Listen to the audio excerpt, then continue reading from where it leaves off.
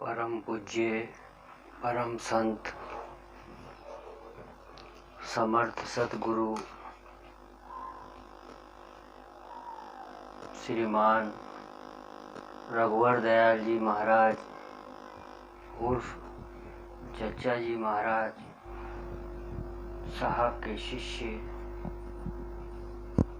परम संत डॉक्टर राम नारायण जी महाराज साहब जीवन चरित्र एवं सद उपदेश। परम पूज्य परम संत समर्थ सदगुरु महात्मा श्री रघुवर दयाल जी महाराज और श्री पूज्य चचा जी महाराज का आदेश, भक्तों के गुण गाओ, देखो संसार में किस मार्ग से चलकर ईश्वर के पाद पद्मों का दर्शन उन्होंने किया है, कैसे वे प्रेम के मार्ग पर दृढ़ रहे हैं। बाहरी शास्त्रों के पढ़ने से ईश्वर समीपता नहीं प्राप्त होती। मनुष्य केवल 2.5 अक्षर प्रेम का पढ़ने से पंडित बन जाता है।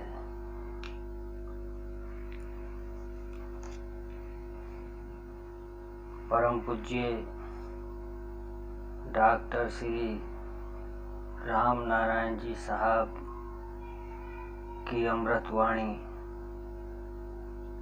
प्रत्येक व्यक्ति में, चाहे वह कितना भी खराब क्यों न हो, कुछ गुण तो अवश्य होंगे। यदि उसको सही मार्ग पर लाना है तो केवल उसके गुणों की ही चर्चा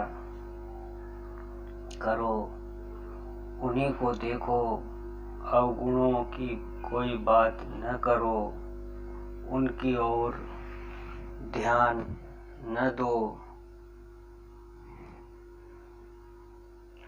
और ईश्वर से उसकी भलाई के लिए प्रार्थना करते रहो। निश्चय ही एक दिन उसके सारे अवगुण उसको छोड़ देंगे और वह अच्छा व्यक्ति बन जाएगा। किसी की गंदगी साफ करने के लिए पहले अपने हाथों को गंदा करना पड़ता है, पर ध्यान रहे उसकी गंदगी अपने कपड़ों पर न लगने पावे। प्रभु से उसके लिए सतत प्रार्थना धैर्य व विश्वास के साथ करने से निश्चय ही उसके स्वभाव में परिवर्तन आएगा और वह स्वच्छ व निर्मल हो जाएगा।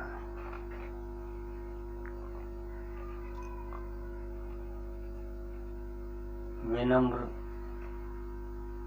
निवेदन, बंदों गुरुपद कंज, कृपा सिंधु नर रूप हरि, महामोहतम पुंज, जासु वचन रवि कर निकर। परम संत परम पूज्य समर्थ सदगुरु महात्मा रघुवर दयाल जी महाराज और श्री चचा जी महाराज साहब के अनन्य भक्त एवं प्रिय शिष्य संत शिरोमणि डॉक्टर श्री राम नारायण जी वर्मा साहब का जीवन एक ऐसे महान परोपकारी संत की जीती जागती मिसाल है जिन्होंने अपने पीरो मुर्शिद के आदर्श एवं शिक्षाओं को जीवन पर्यंत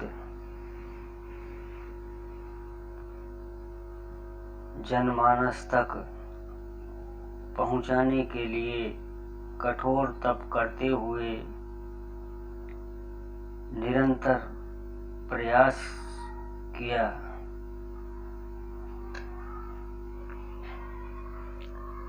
भक्त भक्ति भगवंत गुरु चतुर्नाम बपू एक, इनके पद बंधन किए नासत विघ्न अनेक। अर्थात भगवत भक्त भगवत भक्ति भगवान और गुरु कहने को ये चार हैं, किंतु वास्तव में इनका स्वरूप एक ही है। इनके चरणों में नमस्कार करने से समस्त विघ्नों का नाश हो जाता है। यदि चारों में से किसी एक से भी प्रेम हो जाए तो शेष तीनों स्वतः ही प्राप्त हो जाते हैं। इसी भावना से अपने गुरु के प्रेम में डूबकर उनके गुणों एवं उपदेशों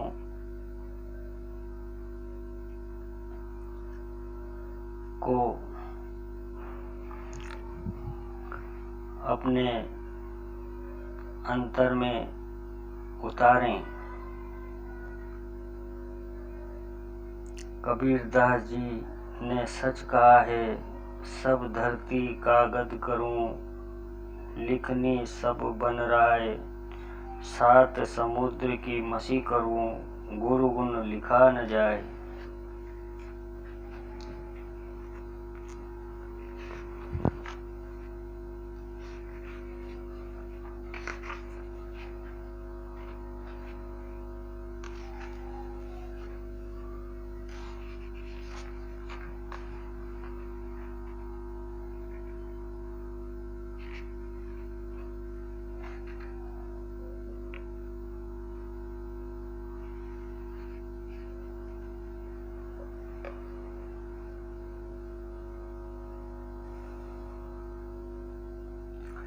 आपने अपने गुरु के मिशन को आगे बढ़ाते हुए हमेशा सत्कर्म करने की प्रेरणा दी।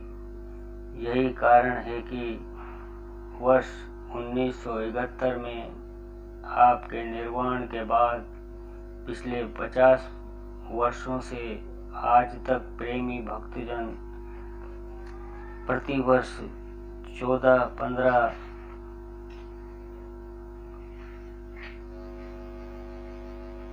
एवं 16 दिसंबर को उनकी पुण्य स्मृति में भंडारा मनाते हैं, जिससे सभी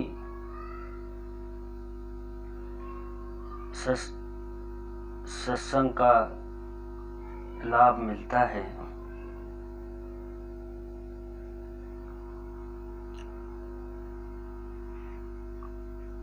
वर्ष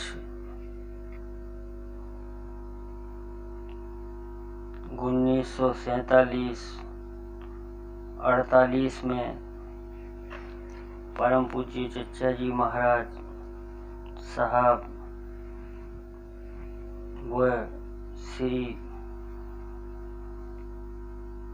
पूज्य पेशगार साहब उर्फ श्री महात्मा प्रभु दयाल जी साहब के निर्वाण के बाद परम पूज्य डॉक्टर राम नारायण जी वर्मा साहब, पूज्य बापूजी महात्मा श्याम बिहारी लाल जी को अपना सर्वस्व मानते थे।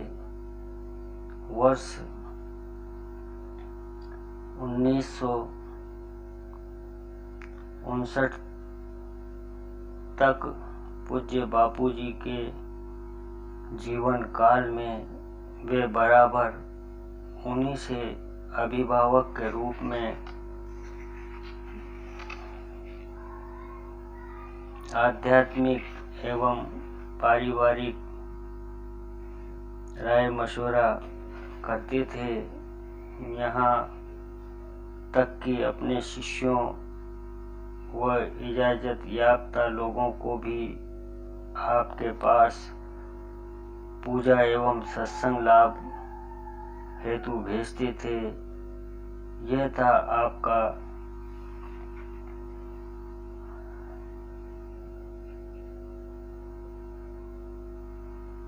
आत्मिक प्रेम व विनयशीलता जो उन्होंने अंत समय तक निभाया।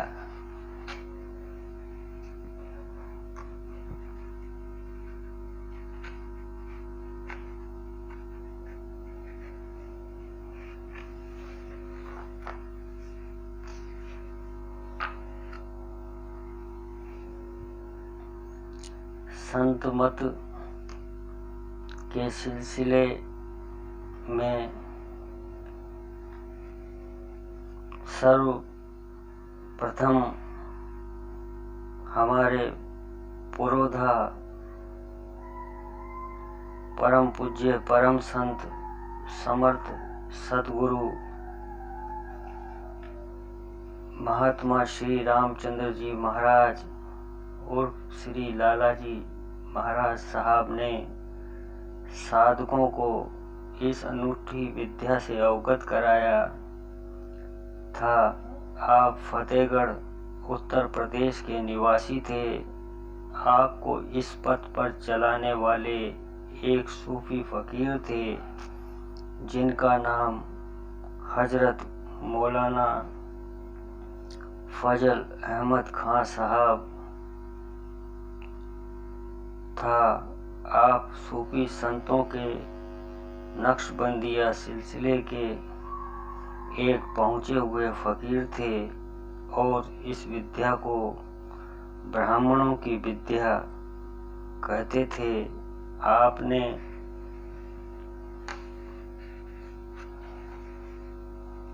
अब से लगभग 150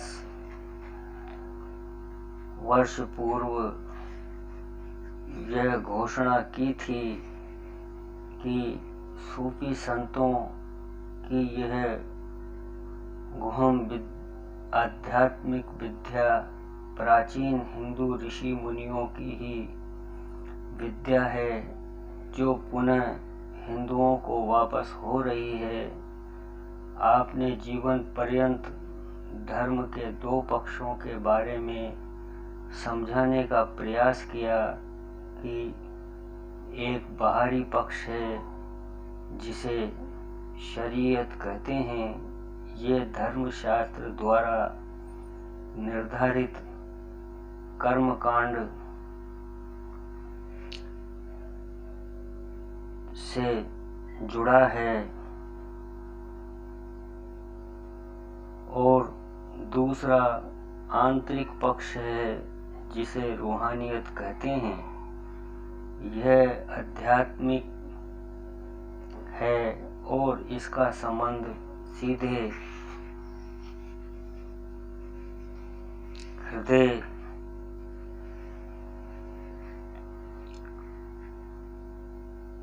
और आत्मा से है। चरम लक्ष्य तो परमात्मा का समीपत्व प्राप्त करना ही है।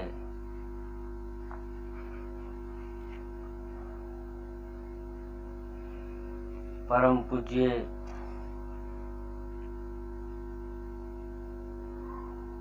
परम संत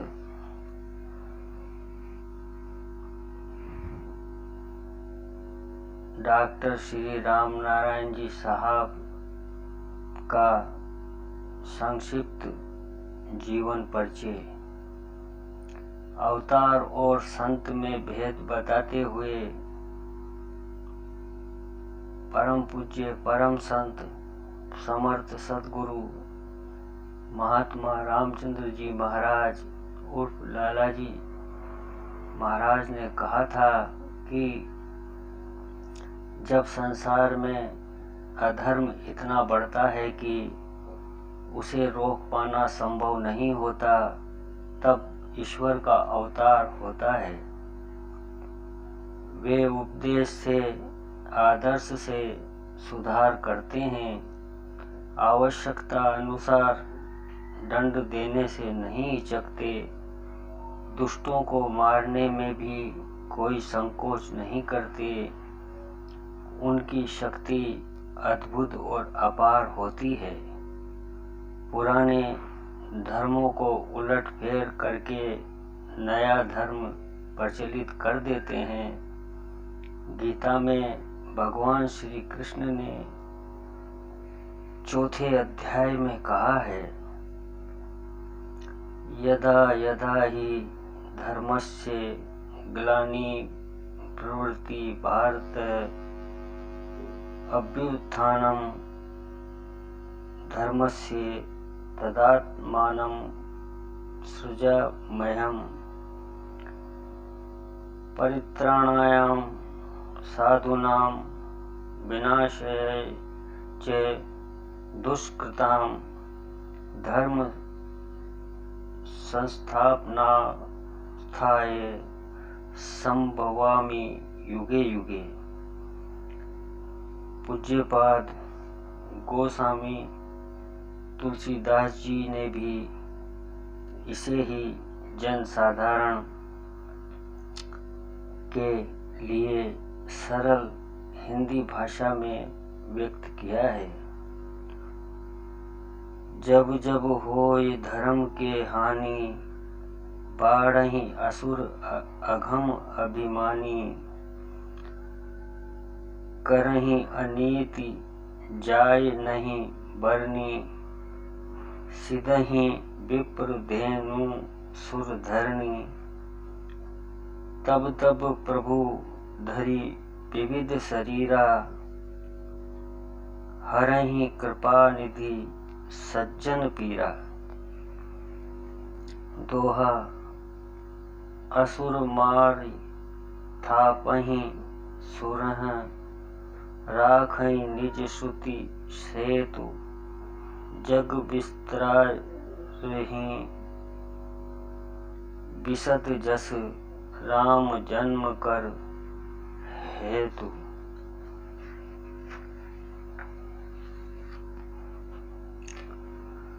बहुत समय के पीछे ऐसे अवतार होते हैं।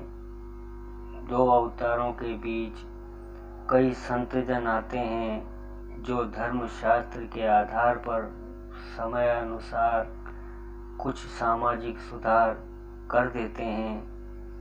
यह संत दंड नहीं देते, किंतु प्रेम से प्रचार करके चले जाते हैं।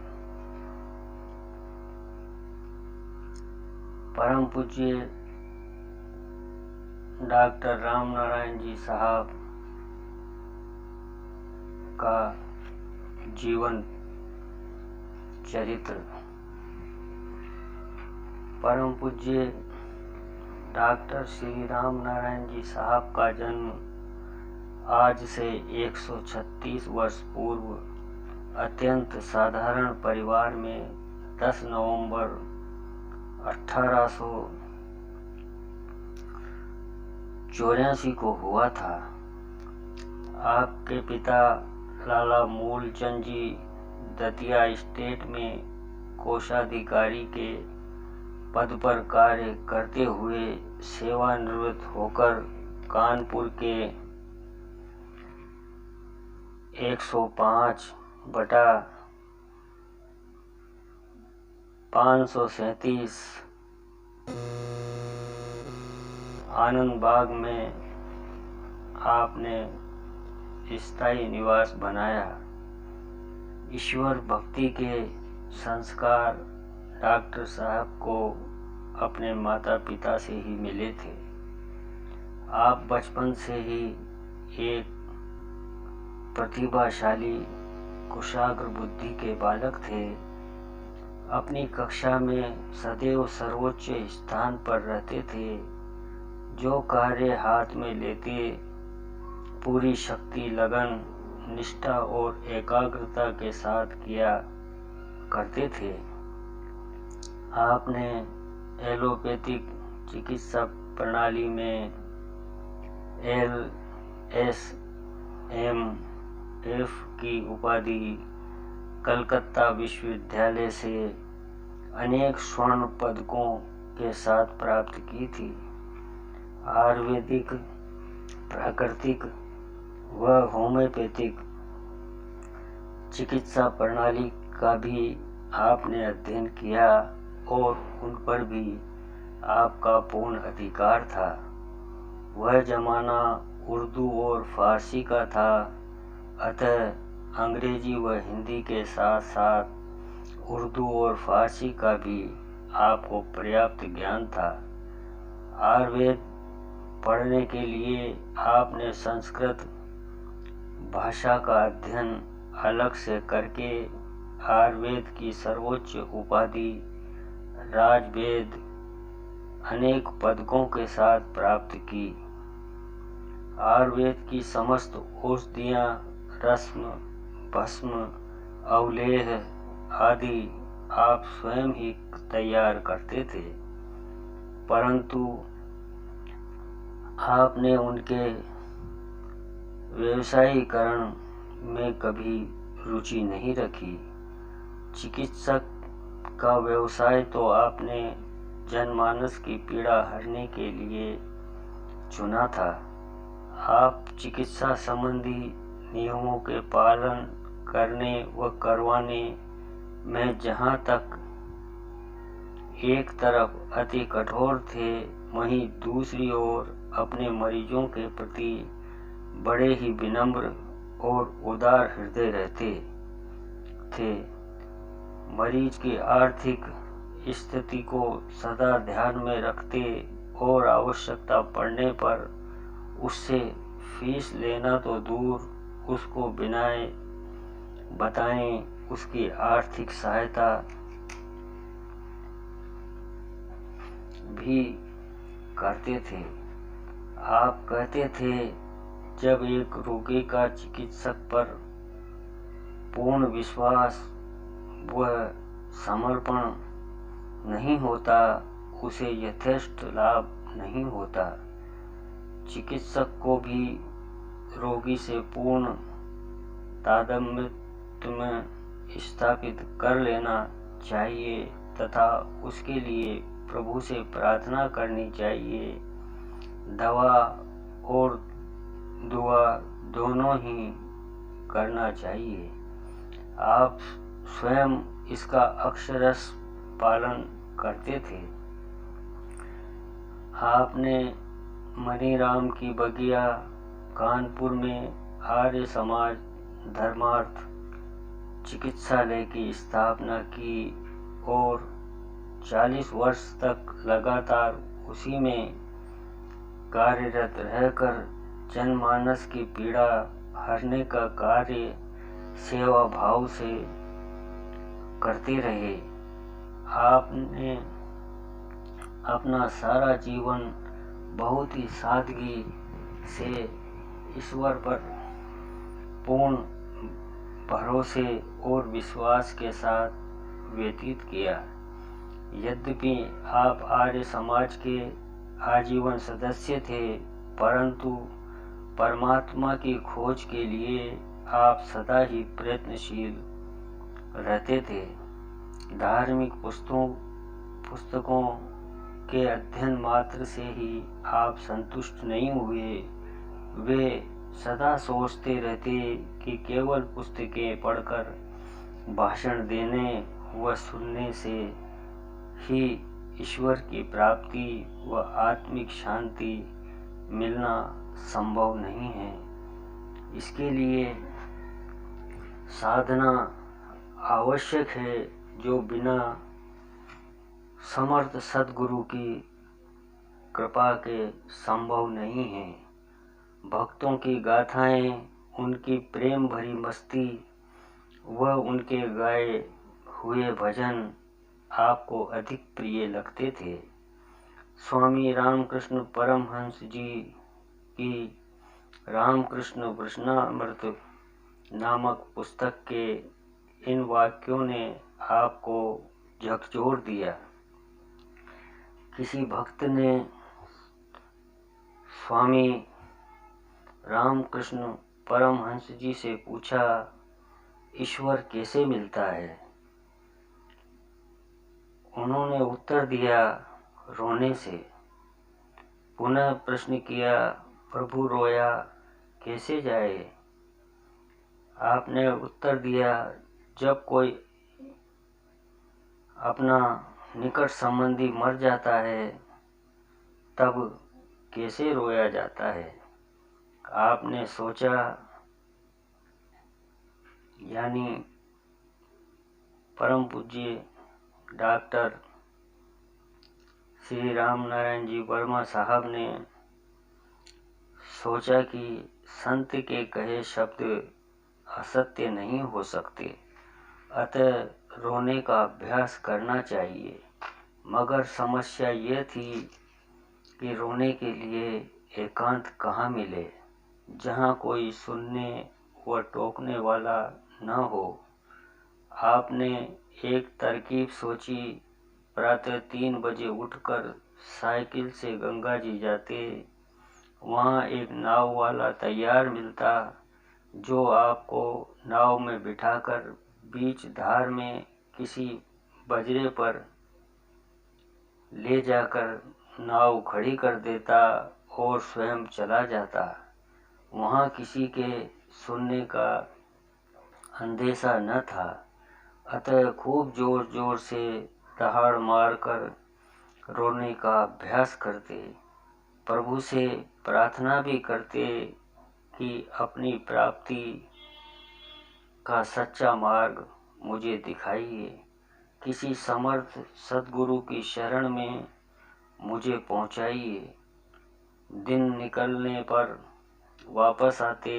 यह क्रम कई माह चलता रहा। पहले तो ये रोना बनावटी था, मगर धीरे धीरे वह सच्चे रोने में बदल गया। ईश्वर की कृपा हुई और एक दिन जब आप चिकित्सा विज्ञान की एक पुस्तक लिखने में व्यस्त थे, तभी आपके 2 मित्र आए। उनको भी गुरु की तलाश थी। उन्होंने बताया कि एक गृहस्थ संत हैं, उनसे मिलने चलना है। सायंकाल तीनों लोग परम पूज्य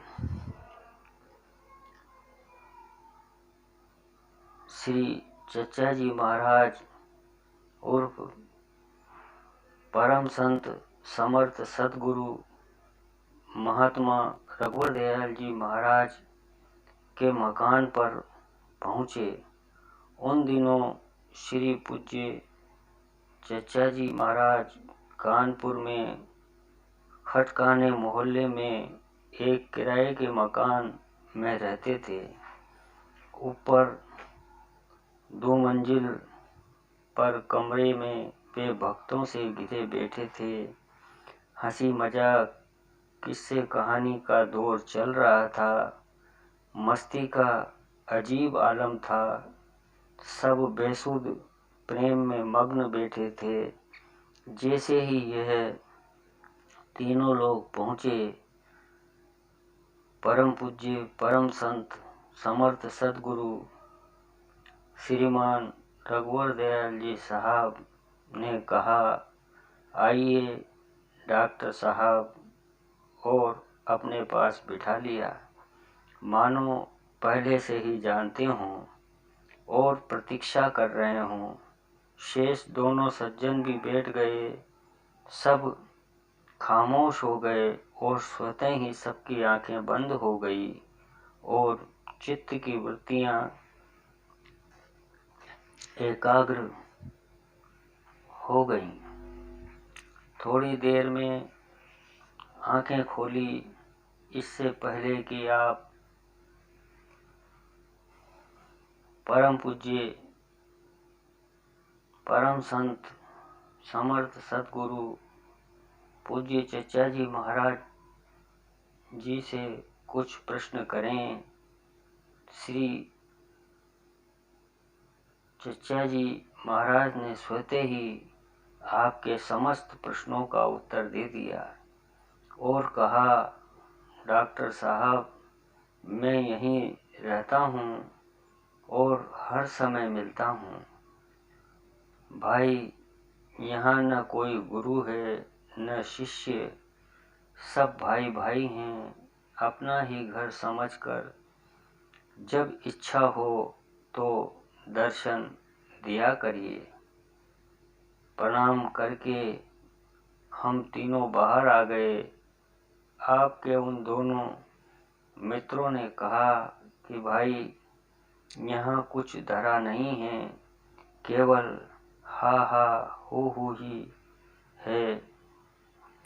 परंतु आपने कहा, भाई, उन चंद मिनटों में जो हालतें मुझ पर अनुभव हुई वह वाणी से परे है।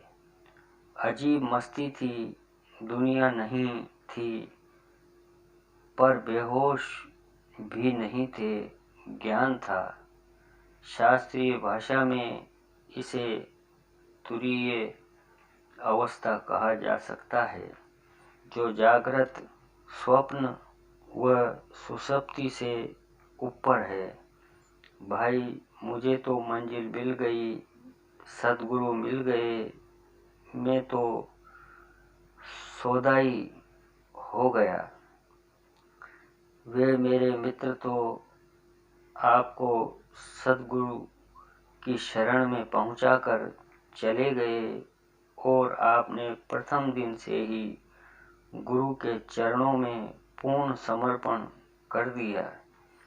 आपने जीवन भर की तपस्या व खोज का फल पा लिया। परम पूज्य परम संत समर्थ सतगुरु श्रीमान रघुवर दयाल जी महाराज उर्फ चचा जी महाराज साहब की आप पर विशेष कृपा रही। दीक्षा देकर आपने डॉक्टर साहब को प्रारंभिक इजाजत प्रदान की थी, परंतु आपने उनके सामने कभी भी पूजा कराने का कार्य प्रारंभ नहीं किया। वो आपके पीर व मुर्शिद दोनों ही थे। परम पूज्य परम संत समर्थ सतगुरु श्रीमान रघुवर दयाल जी महाराज उर्फ चचा जी महाराज साहेब डॉक्टर साहब से विशेष प्रेम करते थे। एक बार सत्संग में डॉक्टर साहब को संबोधित करते हुए आपने कहा था, सब कुछ ईश्वर के भरोसे छोड़कर निर्द्वंद होकर विराजिए, सुंदर अवस्था का उदय होगा। श्री पूज्य चचा जी महाराज साहब का यह आप्त वाक्य उनकी पवित्र वाणी का ऐसा मंत्र है जिसने हजारों साधकों के जीवन की दिशा ही बदल दी। परम पूज्य परम संत श्री महात्मा प्रभु दयाल जी महाराज उर्फ पेशगार साहेब, जिनको श्री पूज्य चचा जी महाराज ने गुरु पदवी के पूर्ण अधिकार प्रदान किए थे, सीसा मऊ में रहते थे। श्री पूज्य चचा जी महाराज साहब ने डॉक्टर साहब को प्रारंभिक इजाजत देने के बाद आदेश दिया था कि तुम पहले पेशगार साहब के यहाँ होकर फिर मेरे यहाँ आया करो। अतः परम पूज्य डॉक्टर राम नारायण जी साहब प्रातः 5 बजे से ही परम पूज्य पेशकार साहब के यहाँ जाते और वहाँ से 7 बजे दोनों लोग श्री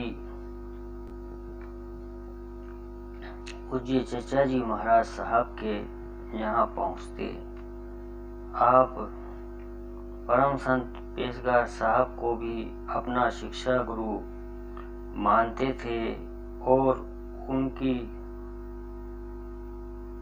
परम संत पूज्य चचा जी महाराज साहब के समान ही इज्जत किया करते थे। आगे चलकर परम संत परम पूज्य श्री मान रघुवर दयाल जी महाराज और चचा जी महाराज साहब के निर्वाण के बाद 1 अगस्त 1947 को परम संत परम पूज्य पेशकार साहब ने ही डॉक्टर साहब को पूर्ण इजाजत प्रदान की थी, जिसके बारे में स्वयं परम संत परम पूज्य महात्मा प्रभु दयाल जी ने जो कुछ लिखा था उसे आध्यात्मिक शैली नामक पुस्तक के पृष्ठ क्रमांक 255 पर प्रस्तुत किया गया है। डॉक्टर साहब में अद्भुत धैर्य व पराकाष्ठा का गुरु समर्पण था। चाहे ज्येष्ठ पुत्र डॉक्टर हरिश्चंद्र का युवा अवस्था में आकस्मिक निधन हो या स्वयं की आंखों के ऑपरेशन के बाद आंखों की ज्योति का चला जाना हो, सभी विषम परिस्थितियों में समर्थ सद्गुरु पर पूर्ण श्रद्धा व विश्वास के साथ हर हाल में उनका धन्यवाद देना आपका स्वभाव था। एक भरोसा, एक बल, एक आस विश्वास का अनुपम पाठ आपने आत्मसात कर लिया था। डॉक्टर साहब ने स्थूल रूप से न देख पाना तथा अन्य शारीरिक कष्टों को अपने आध्यात्मिक कार्य में कभी बाधक न होने दिया। आपके घर पर ही प्रतिदिन प्राय सत्संग होता था, जिसमें डॉक्टर, इंजीनियर, प्रिंसिपल से लेकर चपरासी तक एक ही कमरे में एक साथ चटाइयों पर बैठकर अभ्यास करते थे। सबके साथ एक सा प्रेम व्यवहार था। प्रत्येक समझता था कि वे मुझसे सबसे ज्यादा प्यार करते हैं। वास्तविकता यह थी कि वह प्रत्येक को अपने गुरु का रूप समझकर आदर व सम्मान किया करते थे। घंटों एक ही आसन पर बैठकर सत्संग में भक्तों को अलौकिक रस माधुरी का पान कराते, मानो दिव्य दृष्टि पाली हो। तभी तो सभी की प्रतिफल की खबर रखते थे।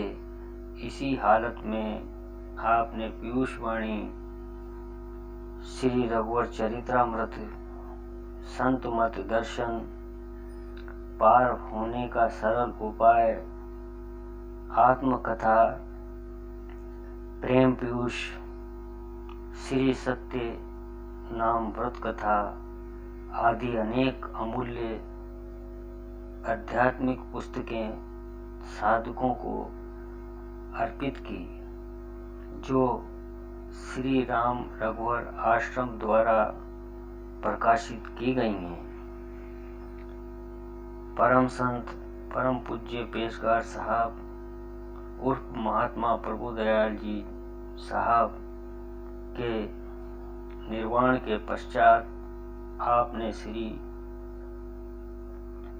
पूज्य बाबूजी परम संत परम पूज्य महात्मा श्याम बिहारी लाल जी उर्फ पोस्ट मास्टर साहब फतेहगढ़ को अपना बुजुर्ग माना तथा उनसे अध्यात्म विद्या के प्रचार तथा अन्य विषयों में बराबर सलाह मशवरा लेते रहे। परम संत परम पूज्य महात्मा श्याम बिहारी लाल जी के परम शिष्य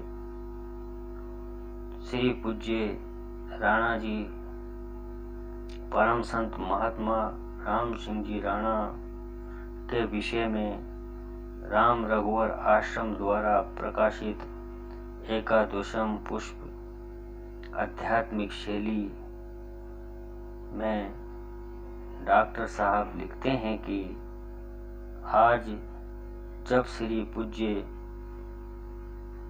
प्रभुदयाल जी के यहाँ गया तो देखा एक ठाकुर साहब श्री राम सिंह जी राणा इलाहाबाद से आए हुए हैं।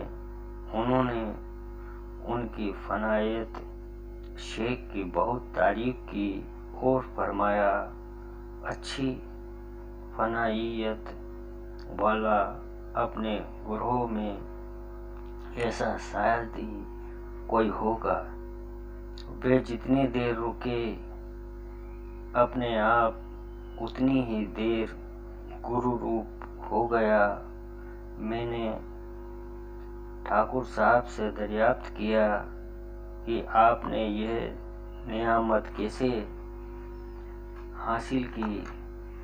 उन्होंने फरमाया मुझको कोई गैर नहीं मालूम होता, सब अपने ही मालूम पड़ते हैं। मैं अपने गुरु को भी घर का एक मेंबर समझता हूँ। परम पूज्य परम संत प्रभुदयाल जी महाराज ने कहा कि यह बड़े खिदमत गुजार हैं, सबकी खिदमत करते हैं। आप जो कहिए आपका काम करने को तुरंत तैयार हो जाएंगे, चाहे अपना काम पड़ा रह जाए, इसकी परवाह नहीं है। रामाश्रम सत्संग मथुरा द्वारा प्रकाशित एवं समर्थ गुरु परम संत डॉक्टर चतुर्भुज सहाय जी द्वारा लिखित प्रत्येक पुस्तक का आप गहन अध्ययन करते हुए सभी सत्संगी भाइयों को पढ़ने के लिए प्रोत्साहित करते। साधन मासिक पत्रिका के आप आजीवन सदस्य रहे। परम संत पंडित मिहिलाल जी से आपके आत्मिक संबंध थे। परम पूज्य डॉक्टर साहब का सादगी, नम्रता व अहंकार रहित जीवन सभी साधकों के लिए प्रेरणा का स्रोत रहा है। आपका स्वभाव अति मृदु तथा विनोदी था। उसमें यह विशेषता थी कि जिस उम्र का व्यक्ति आपके पास आता, आप उसी के अनुरूप उससे व्यवहार करते थे। छोटे छोटे बच्चे बाबा के पास हप्पू प्रसाद मांगने आते, वह एक पताशा व अन्य कुछ पाकर तृप्त होकर हंसते खेलते चले जाते। किशोर अवस्था के बालकों के लिए बाबा किस्से कहानी और मधुर भजनों से दिल को मोह लेते। युवावस्था के लोगों के साथ आपका मित्रता का व्यवहार करते थे। लच्छेदार किस्से, भावपूर्ण भजन सुन सुनाकर उनका मन मोह लेते थे। आपका इतना आकर्षण रहता था कि सब अपने यार दोस्तों की मंडली को त्याग आपके पास घंटों मंत्रमुग्ध बैठे रहते।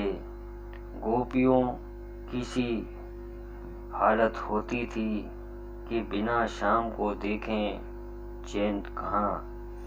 आपके पास जो जिस भाव से आता उसे वैसा ही फल प्राप्त होता।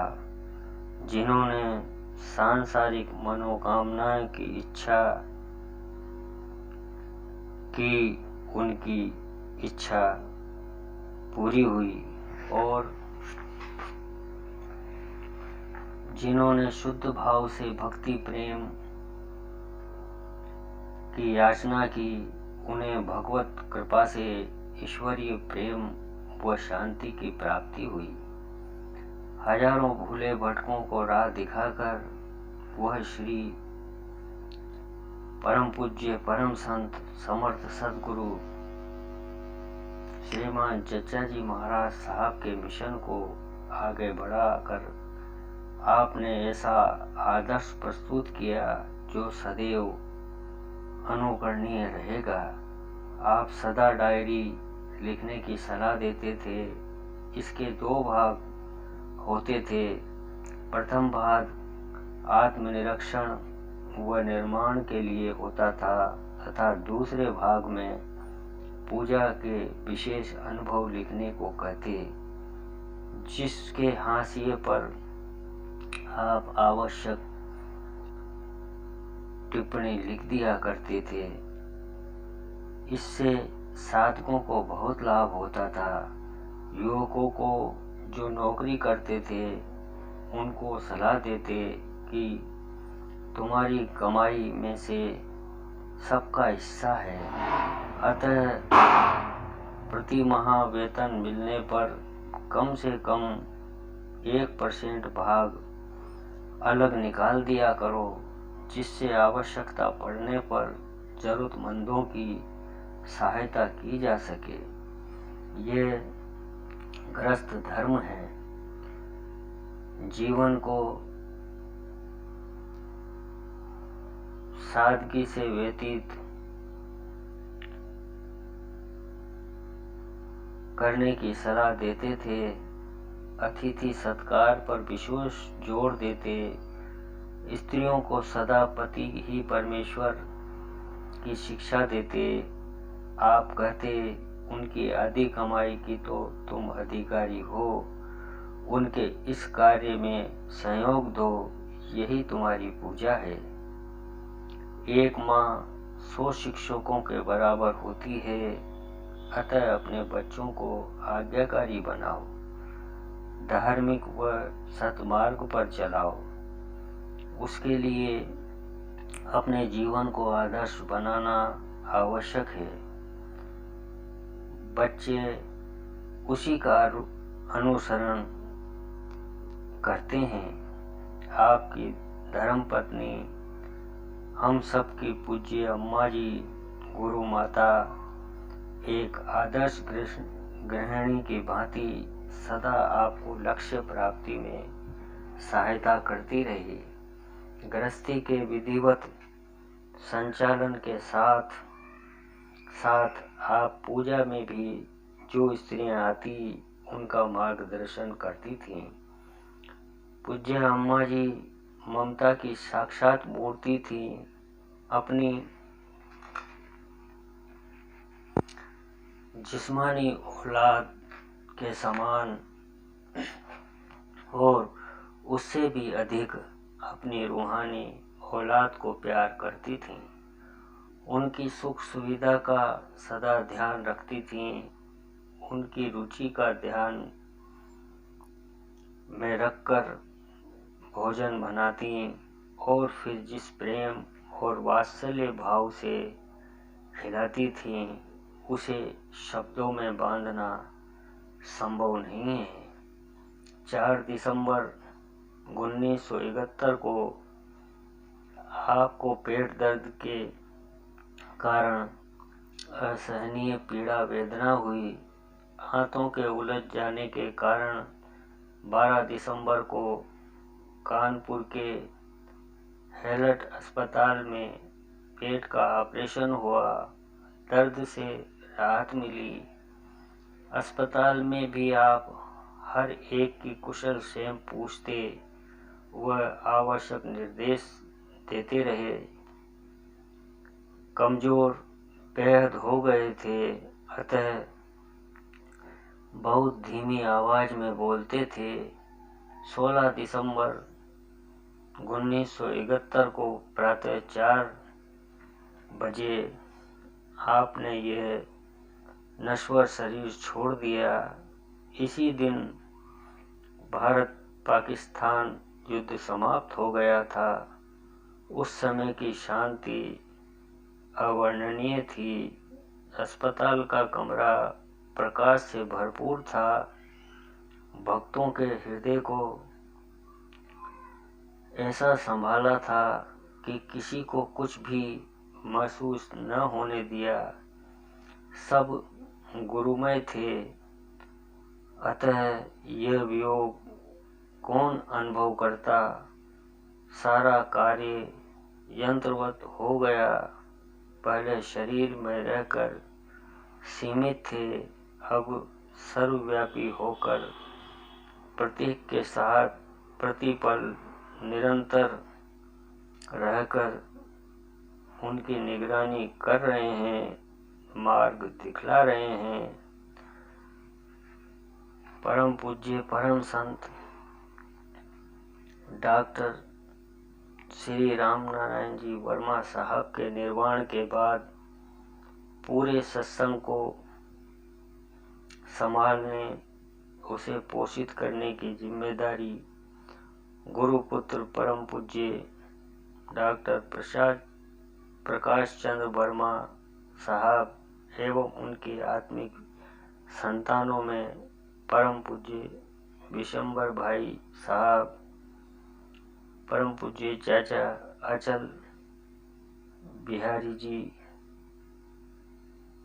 व परम पूज्य डॉक्टर RN कपूर, श्री रघु भैया के कंधों पर आन पड़ी। सभी प्रेमी भाई बहनों के सहयोग से आप चारों समर्पित पुण्य आत्माओं ने बड़े जतन से उनकी लगाई श्री राम रघुवर आश्रम रूपी बगिया को अपने स्नेह से सींचा और जनमानस की सेवा के लिए अपना सर्वस्व अर्पित कर दिया। इसी के फलस्वरूप व गुरुजनों के आशीर्वाद से यह वाटिका खूब फल फूल रही है। वर्ष 71 से आज 2020 तक पूरे 50 वर्षों से प्रतिवर्ष 14, 15 व 16 दिसंबर को श्री निगम धर्मशाला 80 फुट रोड कानपुर में परम पूज्य परम संत डॉक्टर श्री राम नारायण जी साहब की स्मृति में वार्षिक भंडारा मनाया जाता है। इसके अतिरिक्त विभिन्न अवसरों पर सत्संग के अन्य 6 कार्यक्रम भी आयोजित किए जाते हैं। वर्तमान में सत्संग से जुड़े सभी प्रेमी भाई बहन पूरी श्रद्धा व विश्वास के साथ परम पूज्य डॉक्टर साहिब के अनन्य भक्त व प्रिय पूज्य श्री आर.एन. कपूर साहब श्री रघु भैया के वात्सल्य पूर्ण स्नेह एवं उनके मार्गदर्शन में जीवन में सत्कर्म करते हुए एक गृहस्थी में विरक्ति का आभास करते हैं। बंधुवर, अभी कुछ ही दिनों पूर्व हमें भी श्री आर.एन. कपूर साहब रघु भैया के पास बैठने का सौभाग्य प्राप्त हुआ। उनका प्रेम ऐसा था कि 90 साल की उम्र में भी जब उन्हें मालूम पड़ा कि हमारे जैसा दीन व्यक्ति कानपुर में आए हैं, तो आप जब हम गए तो वह इंतज़ार करते ही मिले। जब उनके चरणों में सर रखकर आशीर्वाद लिया तो आपने दोनों हाथों से बड़ा प्यार और आशीर्वाद प्रदान किया। ऐसी पुण्य आत्मा संसार में कभी कभी देखने को मिलती है। आपका प्रेम ऐसा था, ऐसा है और ऐसा रहेगा जो शब्दों में बयान नहीं हो सकता। बंधुवर, आपको यह वीडियो और जानकारी अच्छी लगी हो तो हमारे YouTube चैनल हमारे गुरु भगवान संत थानेदार को लाइक, सब्सक्राइब व शेयर करने की कृपा करें। गुरु भगवान की दया कृपा से ये सब हो रहा है। इसमें हमारा कहीं से कहीं तक भी कोई योगदान नहीं है और न ही हम किसी योग्य हैं।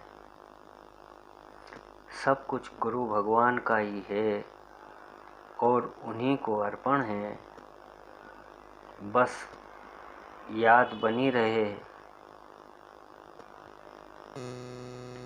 आप सभी के श्री चरणों में शत शत प्रणाम।